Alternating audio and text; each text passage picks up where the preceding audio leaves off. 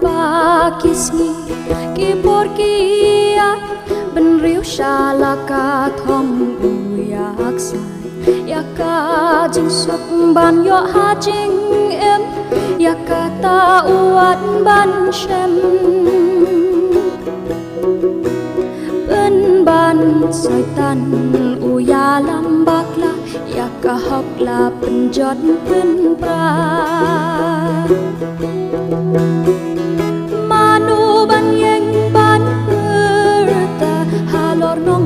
Kajing shisha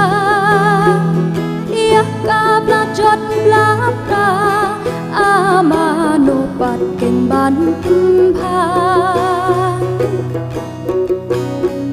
Klem jing sheptin Klem jing arta tin shanya unong pen em Ngin ra kubor bapha Ban wan ra ya jing Kasma bat burom lanang kiu ya jing stak berthei lanang kentiu ban kanam burom ba ubliu uyo kilong le no ei baro ha ba jing long ngân xiêm cát lono jing nya tip lem ru kam don shu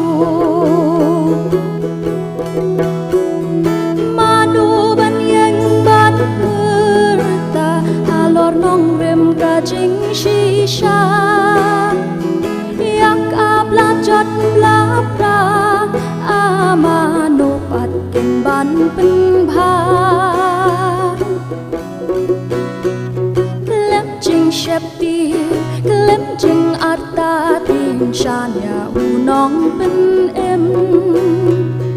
Ngin ra kubor bapha Ban wan ra ya jing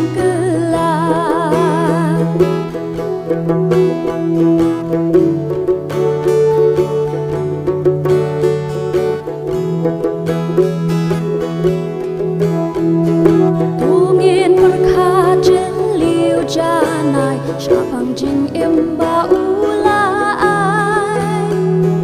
Ha tu ngi long ne em Kinong bu jong ub lay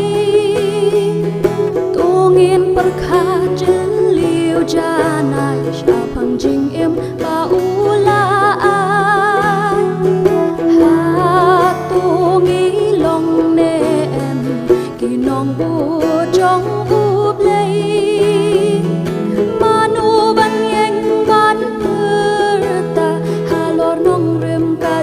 Shisha Yaka blajot blabra Amano patken ban pen bha Klep jing sheptin Klep jing arta tin shanya unong pen em Ngin ra kubur bapha Ban wan ra ya jing Ngin ra kubur bapha